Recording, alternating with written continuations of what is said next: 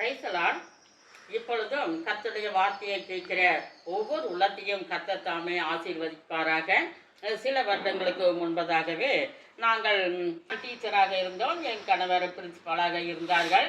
எனக்கு 3 பிள்ளைகள். அவர்களும் அதே ஸ்கூல்லே மெட்ரிகுலேஷன் ஸ்கூலாக இருக்கிறதுனாலே அதே ஸ்கூலில் இருந்தார். அங்கே தான் என்னுடைய கணவர் பிரின்சிபாலாக இருந்தார்.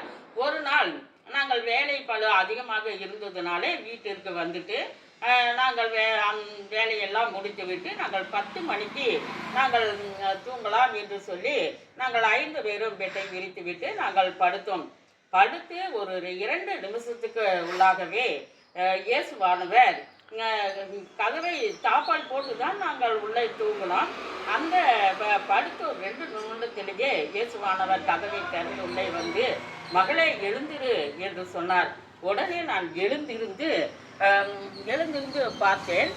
வெளியே பார் எவ்வளோ போராட்டங்கள் இருக்கிறது என்று சொல்லி இயேசுவானவர் எங்களுக்கு காண்பித்தார்.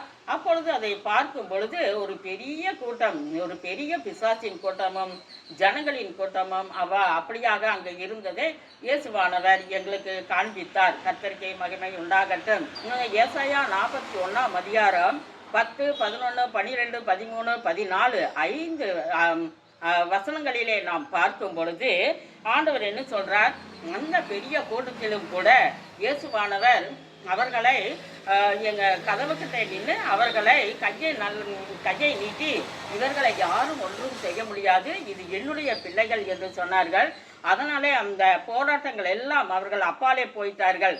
அப்படிப்பட்ட ஒரு பெரிய ஒரு சாத்தானுடைய கூட்டம் எங்களுக்கு விரோதமாக எழுப்பினது. ஆனாலும் இயேசுவானவர் எங்களோடு இருந்து அவர் கையை வைத்து எங்களை பாதுகாத்து கொண்டார், தடுத்து கொண்டார். பிறகு இவ்வளவு போராட்டம் இருக்கிறது, நீ ஜெபிக்காமல் தூங்கிவிட்டாயே மகளே என்று சொல்லி எழுந்திரு, முழங்கால் படியிடு, ஜெபம் பண்ண என்று சொன்னார். உடனே நாங்கள் 5 பேரும் ஒரே பெட்டில் படுத்து கொண்டு இருந்தோம். அப்பொழுது என் கணவரை சொல்லி, இயேசுவானவர் எந்திரிங்க, முழங்கால் படியிடுங்க, இயேசுவானவர் நம்மை ஜெபிக்க சொல்லி இருக்கிறார்கள் என்று சொன்ன உடனே அவரும் முழங்கால் படியிட்டார். நானும் முழங்கால் படிக்கிட்டு இயேசுவை நோக்கி நாங்கள் ஜெபம் பண்ணினோம். இது சொல்லி 6 மாதம் கழித்து மறுபடியும் அதே போராட்டங்கள் இருந்தது. அப்பொழுது நான் இயேசுவானவர் என்னோடு பேசின அந்த நாளிலே 2 நாள் முழங்கால் படிக்கிட்டு நான் வரக்கூடிய அந்த போராட்டங்களுக்காக நான் ஜெபித்து கொண்டு இருந்தேன். கர்த்தருக்கு மகிமை உண்டாகட்டும். இப்படியாக இயேசுவானவர் என்னோடு பேசி எங்களை பாதுகாத்து கொண்டார், குடும்பத்தை பாதுகாத்து கொண்டார், பிள்ளைகளை பாதுகாத்து கொண்டார். இதை பார்க்கிற அனைவருக்கும் இப்படிப்பட்ட போராட்டங்கள் உங்களுக்கு முன்பதாக இருந்தால் நீங்கள் முழங்கால் படியிட்டு ஜெபியுங்கள். கர்த்தர் உங்களோடு பேசுவார். யாரிடத்திலே இயேசுவானவர் பேசுவார் என்றால், தினமும் நாம் வேதத்தை படிக்கும் பொழுது, தினமும் முழங்கால் படியிட்டு ஜெபிக்கும் பொழுது இயேசுவானவர் நம்மோடு கூட பேசுவார். இப்பொழுதும் ஏசாயா 41ஆம் அதிகாரம் 10வது வசனத்திலே பார்க்கும் பொழுது, நீ பயப்படாதே, நான் உன்னுடனே இருக்கிறேன், திகையாதே, கலங்காதே, நான் உன் தேவன், நான் உன்னை பலப்படுத்தி உனக்கு சகாயம் பண்ணுவேன், என் நீதியின் வலது கருத்தினால் உன்னை தாங்குவேன் என்று சொன்னார். இந்த வசனத்தின்படி கர்த்தர் எங்களை பாதுகாத்தார், ஆசீர்வதித்தார்.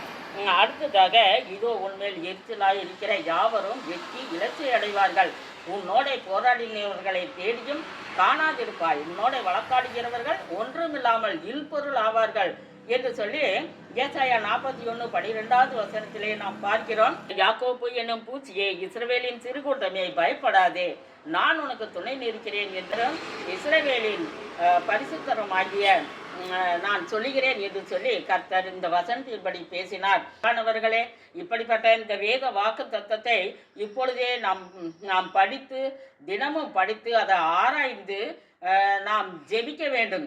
அப்பொழுது இயேசுவானவர் நம்மோடு பேசுவார். நமக்கு வரக்கூடிய எதிராக வந்த ஆயுதங்கள் ஒன்றுமில்லாமல் அது முறிந்து போகும். பிரியமானவர்களே, நீங்களும் இதே போல வேத வசனங்களை படித்து அதன்படி நாம் ஜீவிப்போம். ஆமேன்.